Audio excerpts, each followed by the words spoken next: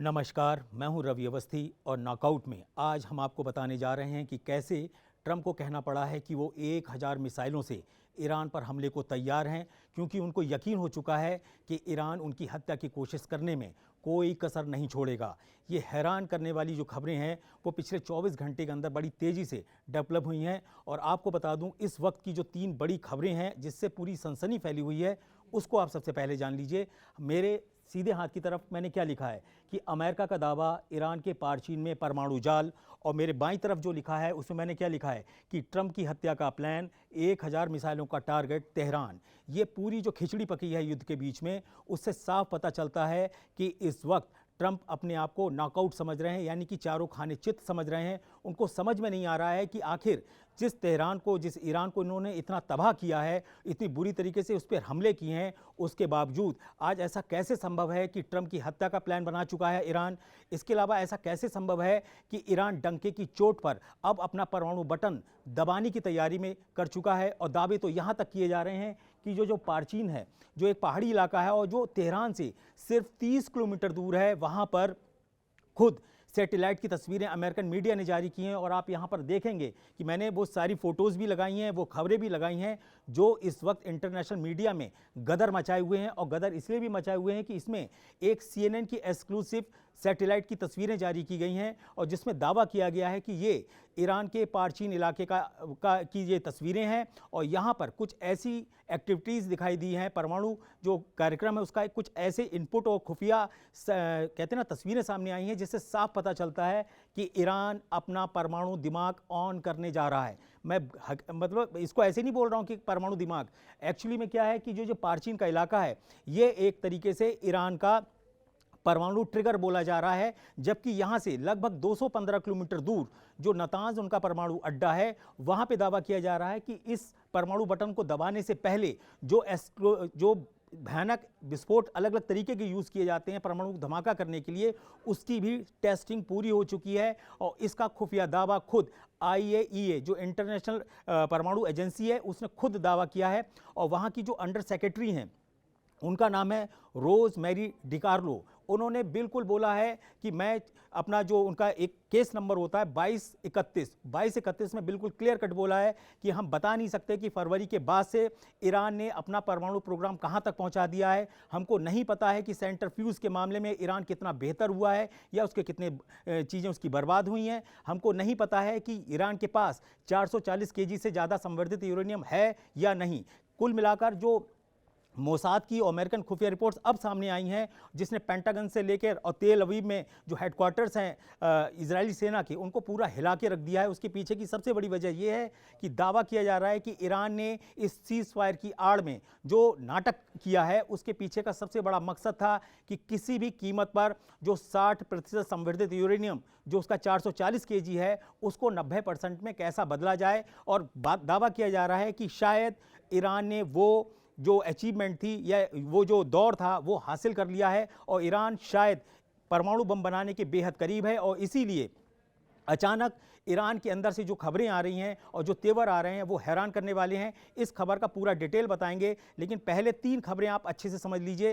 पहली खबर अभी की सबसे लेटेस्ट ये है कि पूर्वी तेहरान पर भयानक धमाके हुए हैं, पूर्वी तेहरान के आसपास भयानक धमाके हो रहे हैं। कौन हमला कर रहा है, कैसे हमला कर रहा है, क्या ये गुप्त हमले हैं, क्या ये अज्ञात हमले हैं, इसके बारे में ना तो ईरानी मीडिया कुछ बता रही है, ना ईरान की खामनेई सरकार कुछ बता रही है। यहाँ तक कि जो मुस्तफा खामनेई हैं, उन्होंने लेटेस्ट अपना एक ट्वीट करवाया है और उसमें दावा किया है कि पूरा ईरान ट्रंप से बदला लेने को तैयार है। पूरा ईरान इजराइल और अमेरिका से जो खामनेई मारे गए हैं उनकी मौत का, उनके खून के एक एक कतरे का बदला लेने जा रहा है। और यही जो खबरें जैसे ही धमाके की तरह फैल रही हैं, अमेरिकन मीडिया में इसका इतना ज़्यादा हाइप क्रिएट हो गया है कि ट्रंप को खुद एक ट्वीट करना पड़ा है जो मैं यहाँ पे चला रहा हूँ। और उस पर उन्होंने सीधा सीधा बोला है कि अगर भूल कर भी मेरी हत्या होती है, हत्या की कोशिश होती है, तो याद रखो ईरान, तुम्हारे ऊपर हम 1000 मिसाइलों से हमला करेंगे और ये संख्या और भी ज़्यादा हो सकती है। उन्होंने ट्वीट में यहाँ तक लिख दिया है ट्रंप ने कि मैंने अपने अधिकारियों को साफ आदेश दे दिए हैं कि अगर मेरी हत्या की कोशिश होती है या मेरे को नुकसान पहुँचाया जाता है तो आप बिना सोचे समझे मेरे आदेशों का पालन करें और सीधा 1000 मिसाइलें उठाकर पूरे ईरान को तबाह कर दें। तो कहने का मतलब यह है कि जो ट्रंप की बौखलाहट है या ट्रंप का जो कहते हैं ना टेरर था अभी तक युद्ध को लेकर, वो उल्टा डर में पैदा हो गया है। जो ट्रंप अभी तक युद्ध के डैडी बोले जा रहे थे, वो आज अपनी जान के खतरे को देखकर 1000 मिसाइलों से पूरे ईरान को तबाह करने में डटे हुए हैं और उसके बारे में सोच रहे हैं और पूरी दुनिया को बता रहे हैं कि ईरान अगर इस तरीके का कोई कदम उठाता है और ट्रंप को मारने की कोशिश करता है तो उसके जवाब में अमेरिका क्या करने वाला है। कुल मिलाकर अगर इसका देखा जाए असर, जो ट्रंप का बयान आया है उसका असर ईरान पर क्या पड़ा है, तो आपको मैं बता दूं, ईरान के अंदर रत्ती भर कोई फर्क नहीं पड़ा है, रत्ती भर। वो तो उल्टा ये बोल रहा है कि मुस्तफा खामनेई ने भी बोल दिया है, जो खुद अभी आप देखिए जब खामनेई का जनाजा उठा और सुपुर्दे खाक किया गया तो कहीं भी ऑफिशियल रूप से ये दावा नहीं किया गया कि मुस्तफा खामनेई उसमें शामिल हुए थे अपने पिता की अंत्येष्टि में, लेकिन कुछ वायरल वीडियोस में दावा किया गया है कि वो खुफिया तरीके से आए, अंत्येष्टि में शामिल हुए और वो चले गए, क्योंकि ऐसे दावे किए जा रहे हैं कि अमेरिका से ज़्यादा इजराइल हर हालत में मुस्तफा खामनेई को मार देना चाहता है ताकि जो आखिरी खामनेई शासन की जो पहचान है वो भी खत्म कर दे। कुल मिलाकर इजराइल की स्थिति ये है कि उसने ट्रंप को समझा दिया है कि सर आप क्या कर रहे हो, अब तो आपकी जान के लाले पड़ गए हैं। उधर वो परमाणु बटन तैयार कर लिया है। तो आपको मैं अब इसकी डिटेल बताता हूं। सबसे पहले इस खबर की कि जो अमेरिका ने दावा किया है कि ईरान के पार्चीन में एक परमाणु जाल का पता चला है, वो है क्या, उसके पीछे की 2 या 3 वजह मैं आपको बता दूं। CNN ने 22 जून को एक रिपोर्ट जारी की और उसकी कुछ सैटेलाइट तस्वीरें निकाली जिसमें यह पता चला कि जो पार्चीन का इलाका है उसके अंदर जो एक्टिविटीज़ हो रही हैं उसकी कुछ खुफिया खबरें उनको मिली, जिसमें क्या था, कुछ ऐसे ट्रक्स गए जो आमतौर पर परमाणु सामग्री को ले जाने या आने जाने के लिए इस्तेमाल करते हैं। अब मज़े की बात क्या है कि जो पार्चीन का इलाका है वो तेहरान, जो राजधानी तेहरान है, वहाँ से सिर्फ 30 किलोमीटर दूर है। और 30 किलोमीटर दूर पर आखिर ऐसा क्या हो रहा है जिसकी भनक नहीं लगने दी। ऐसा दावा किया जा रहा है कि अगर ईरान को अपना परमाणु ट्रिगर दबाना होगा तो वो इसी पार्चीन से दबाएगा, और ये एक तरीके का ट्रिगर जो है वो उसका दिमाग है या उसका पूरा ब्लूप्रिंट जो एटम बम का है ईरान का, या हो सकता है वो इसी पार्चीन की पहाड़ियों के ऊपर है। दूसरी इंपॉर्टेंट बात क्या है कि आखिर अगर बटन यहाँ है तो परमाणु बम कहाँ है और उसका मटेरियल कहाँ है, उसके बारे में जो मोसाद और CIA की खुफिया रिपोर्ट में दावा किया गया है, उनका सीधा सीधा कहना है कि इसने सीज फायर की आड़ में ईरान ने पूरे अमेरिका और उनके सहयोगी अरब देशों को और जो मध्यस्थ थे, चाहे वो पाकिस्तान हो, चाहे कतर हो, चाहे ओमान हो, इन सबको बेवकूफ़ बनाकर उसने अपना उल्लू सीधा कर लिया है और उसने हकीकत में एक ऐसा परमाणु धमाका करने का प्लान बना लिया है जिसकी खबरें खुद ईरान हल्के हल्के लीक करना शुरू कर रहा है। वो जानबूझकर ऐसी एक्टिविटीज़ कर रहा है जिससे ये ट्रंप को एहसास हो जाए कि ईरान का परमाणु बम लगभग तैयार है या वो तैयार कर लेगा, ताकि जो ट्रंप एक अपना टेरर और एक दबाव बना रहे हैं ईरान को कि तुम पूरे हॉर्मुज को खाली कर दो, हमारी शर्तों को मानो, वरना हम तुम्हारे परमाणु ठिकानों को और पूरे ईरान को तबाह कर देंगे, तो उस दबाव को हटाया जा सके। तो इसीलिए बोला जा रहा है कि जो पार्चीन के अंदर हो रहा है उससे लगभग 215 किलोमीटर दूर, उससे 215 किलोमीटर दूर जो जाग्रोस की पहाड़ियां हैं उसके अंदर है नतांज परमाणु अड्डा। उसमें दावा किया जा रहा है कि जो परमाणु धमाका होगा उससे पहले उसको हाई एक्सप्लोसिव यानी कि भयानक विस्फोट जो उसको ट्रिगर करते हैं उसका टेस्ट भी लगभग हो चुका है, और ये नतांज की रिपोर्ट है। अब नतांज के संग दिक्कत ये है कि वहाँ पर इतने भयंकर अटैक हुए, बंकर बस्टर बम मारे गए, लेकिन उसको पूरी तरीके से ख़त्म नहीं कर पाए। ये आ चुका है। मैंने अभी आपको बताया था कि IAEA की जो अंडर सेक्रेटरी हैं रोज़मेरी डिकार्लो, उन्होंने क्या बोला है, सीधा अपने नियम 2231 में रिपोर्ट में बताया है कि ईरान की जो गतिविधियां हैं परमाणु बम से जुड़ी हुई, उसके बारे में हमारे पास फरवरी 2026 से अब तक कोई भी अपडेट नहीं। हमको नहीं पता कि ईरान के अंदर क्या चल रहा है, उसके परमाणु प्रोग्राम्स कहां तक पहुंचे हैं, वो किसी को अपने यहां आने ही नहीं दे रहा है। और यही वजह है कि ईरान के जो तेवर हैं वो पूरी तरीके से बदल गए हैं। अब दूसरी इंपॉर्टेंट बात यह है कि आखिर ईरान कैसे ट्रंप को मार सकता है, और इस पर इतना ज़्यादा यकीन ट्रंप और उनकी पेंटागन के जो रक्षा अधिकारी हैं, सुरक्षा अधिकारी हैं या कमांडर्स हैं या CIA के लोग इतना यकीन से कैसे मान के चल रहे हैं कि ट्रंप अपने प्लान में कामयाब हो सकता है। इसके पीछे की सबसे बड़ी वजह यह है कि जो मोसाद की खुफिया रिपोर्ट्स आई है उसमें ऐसा बताया गया है कि जो इजराइल का अंडर कवर एजेंट था ईरान के अंदर, उसने ऐसे इनपुट दिए हैं कि जो ईरान की कुर्द फोर्स है, कुर्द एक खास तरीके की फोर्स है ईरान के अंदर, उसमें कुछ फिदाइनों को चुना गया है। उन्होंने कुछ खास तरीके के ड्रोन तैयार किए हैं जो सिर्फ ट्रंप को मारने के लिए तैयार किए गए हैं। इसके अलावा एक ऐसा भी दावा किया जा रहा है कि पूरे अमेरिका के अंदर कई ऐसे अड्डे हैं जो फ्लोरिडा में अक्सर ट्रंप जाते हैं गोल्फ खेलने और उनको फ्लोरिडा बहुत ज़्यादा पसंद है। ऐसे समझ लीजिए जैसे ट्रंप की जो जान है वो फ्लोरिडा में बसती है, तो वो हर हफ्ते वहाँ जाते हैं छुट्टियों में और अपना गोल्फ जरूर खेलते हैं। और इसीलिए ईरान के एक बड़े कमांडर ने आज से 3 महीने पहले बोला था कि याद रखिएगा ट्रंप, जिस दिन आप गोल्फ खेल रहे होगे फ्लोरिडा में, उस वक्त हमारा एक ड्रोन आएगा और आपको धमाके में सुला देगा और आप एक ताबूत में सज जाएंगे। ये बातें किसने बोली थी? एक ईरान के पूर्व कमांडर ने, जो अब मारे जा चुके हैं। अब फिलहाल आता है कि इसका जो प्लान है ट्रंप को मारने का, क्या वास्तव में वो इतना ज़्यादा खतरनाक है कि ट्रंप को ये धमकी देनी पड़ी कि हम मुझे 1000 मिसाइलों से पूरे ईरान को तबाह करना होगा? आप यकीन मानिए ट्रंप ने आज से 3 दिन पहले बिल्कुल क्लियर कट बोला, मीडिया के सामने बोला। जब उन्होंने पर्दे गिरा रखे थे अपने हवाई जहाज के, तो उन्होंने पत्रकारों ने पूछा कि सर आपका एयरफोर्स 1 तो परमाणु मिसाइलों से सुरक्षित है, आपने इसके ऊपर पर्दे क्यों डाल रखे हैं? तो उन्होंने बोला कि आप जानते नहीं हैं कि इस समय हम बेहद खतरनाक उड़ान पर हैं और इस वक्त हम दुश्मन को कमज़ोर बिल्कुल भी नहीं समझ सकते। ईरान के लोग जो हैं वो कचरा हैं, उनका दिमाग जो है वो एक पागलों की तरह काम करता है और वो नहीं जानते हैं कि वो क्या करने जा रहे हैं। वो सिर्फ पूरी दुनिया को तबाह करना चाहते हैं और खुद भी तबाह होना चाहते हैं। तो कहने की स्थिति ये है कि आज की जो स्थिति है उसका पूरा लब्बो लुआब का जो केंद्र आ रहा है वो आ रहा है हॉर्मुज़। हॉर्मुज़ जो है वो ईरान का एक ऐसा दिल है, एक ऐसी पावर है जिसके दम पर ईरान की पूरी अर्थव्यवस्था चलती है। ईरान का पूरा एयर डिफेंस और उसका डिफेंस सिस्टम पूरा उसके ऊपर कहते हैं ना निर्भर है। तो स्थिति ये है कि हॉर्मुज़ पर ईरान रत्ती भर दाएं से बाएं होने को तैयार नहीं है।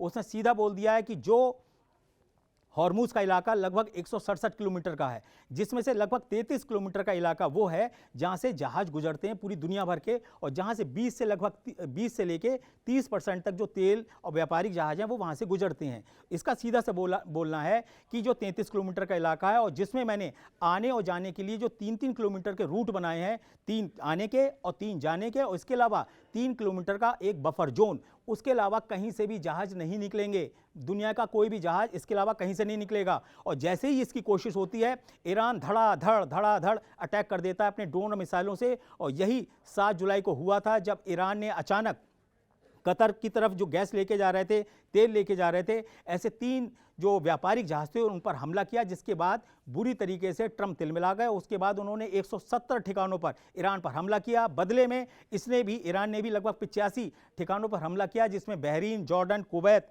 आपको मैं बता दूं, और जॉर्डन, ये सारे जो इलाके थे वहां धुआं करके उसने रख दिया था। अब आते हैं हम मेन खबर पर कि आखिर हॉर्मुज़ में ऐसा क्या है जिससे पीछे हटने को तैयार नहीं है। मैं आपको बता दूं, हॉर्मुज़ में जो उत्तरी इलाका है वही रूट को ईरान ने बोला है उसको फॉलो करना है। यानी कि जो हॉर्मुज़ का उत्तरी रूट है, उत्तरी दिशा का रूट है, वहीं से सारे जहाज जाते हैं। अभी क्या हुआ, ब्रिटेन और फ्रांस और अमेरिका ने मिलकर एक काम किया। उन्होंने हॉर्मुज़ के दक्षिणी हिस्से में जाकर बारूदी सुरंगों को हटाना शुरू कर दिया है, जहां पे ईरान ने दबा रखी थी। अब जैसे ही इस इलाके से बारूदी सुरंगें को हटाया गया, वहां से व्यापारिक जहाज गुजरने लगे, और जैसे ही दक्षिणी इलाके से व्यापारिक जहाज गुजरे, ईरान ने अटैक करना शुरू कर दिया। ईरान नहीं चाहता है कि उसका कंट्रोल हॉर्मुज़ से खत्म हो जाए। अगर वो रास्ता ही बंद हो जाएगा तो ईरान का कोई मतलब ही नहीं है, उसकी सारी आर्थिक शक्ति ही खत्म हो जाएगी। फिर अगर अमेरिका उसको 300 अरब डॉलर की चटनी भी चटा देगा, उससे कोई फायदा नहीं होने वाला, क्योंकि वो 8-10 साल के अंदर सुहा हो जाएगी।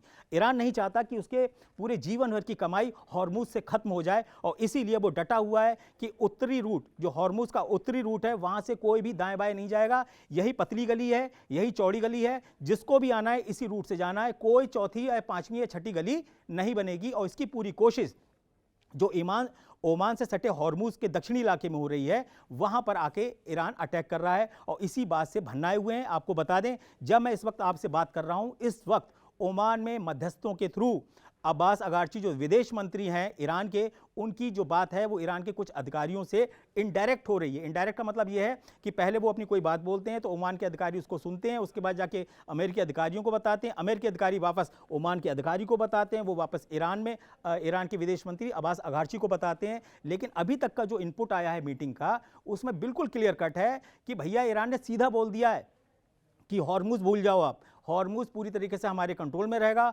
हॉर्मुज में जो भी टोल वसूलूंगा उसका सारा पैसा ईरान के पास जाएगा। हॉर्मुज में सारे नियम कानून सिर्फ ईरान के माने जाएंगे और किसी के नहीं। तो कहने की स्थिति यह है कि हॉर्मुज पे जो इतने तीखे तेवर आए हैं उसके पीछे की दो वजह हैं। दो वजह यह है कि एक, ट्रंप की हत्या का प्लान इन लोगों ने फाइनल कर लिया, या कहना चाहिए कि ट्रंप की हत्या का जो ब्लूप्रिंट है वो एक तरीके से IRGC की तरफ से फाइनल कर दिया गया है। और आपने देखा होगा कि जब 132 दिनों के बाद खामनेई का जनाजा 4 महीने के बाद दफन किया गया, तो पूरे के पूरा जो जनाजा में जो हजारों लाखों करोड़ों लोग आए थे, उनमें से आपने देखा होगा कि साफ साफ लिखा था कि हमें ट्रंप को मारना है, death to America, death to Israel के नारे लग रहे थे, पोस्टर लग रहे थे, और ट्रंप के पोस्टरों के ऊपर तो गोलियों के निशान तक बनाए गए थे। तो अगर इस लेवल पर बदले की भावना ईरान के अंदर धधक रही है, तो आप अंदाजा लगा सकते हैं कि ट्रंप के दिमाग में क्या चल रहा होगा। ट्रंप तो सोच रहे थे कि यहाँ एक खामनेई को मारा, वहां तो वो अपनी आंखों के सामने करोड़ों खामनेई देख रहा है, और करोड़ों खामनेई को मारना फिलहाल ना अमेरिका के बस की बात है,